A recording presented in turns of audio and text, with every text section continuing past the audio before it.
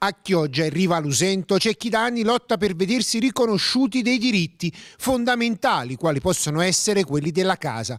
E quando finalmente si era arrivati al giro di boa, ovvero un disegno di legge pronto a tutelarli, ecco che all'improvviso tutto sembra franare per il governo in crisi. Parliamo delle circa 200 famiglie che da anni vivono su suoli demaniali ed oggi l'Agenzia delle Entrate ne chiede conto inviando loro cartelle esattoriali da cifre astronomiche.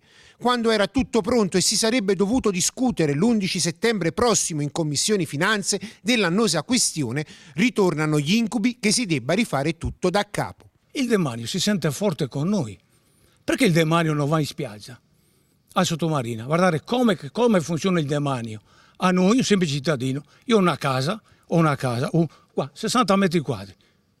Allora, se loro mi mandano 100.000 euro di pagare, cosa devo fare? Questione complicata quelle delle 200 famiglie di Riva Lusento. Loro non si sentono affatto abusivi, anzi le tasse le hanno sempre pagate come tutti quanti gli altri, ma solo che questa situazione dei suoli di proprietà del demanio sta rischiando di mandarli sull'orlo di una crisi.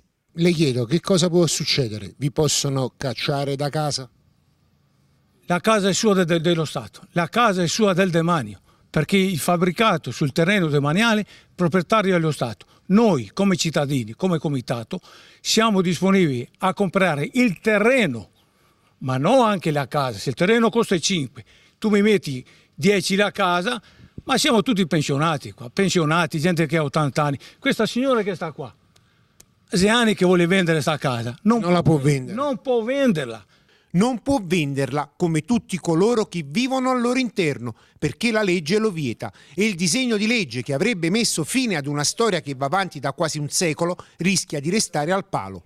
Il terreno è del demanio, la casa però è sua, Casa è mia. però c'è un problema. E non si può vendere e non posso neanche affittarla.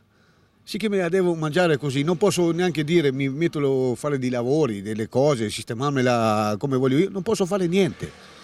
Perché se si svegliano viene fuori un casino, qua viene fuori un casino.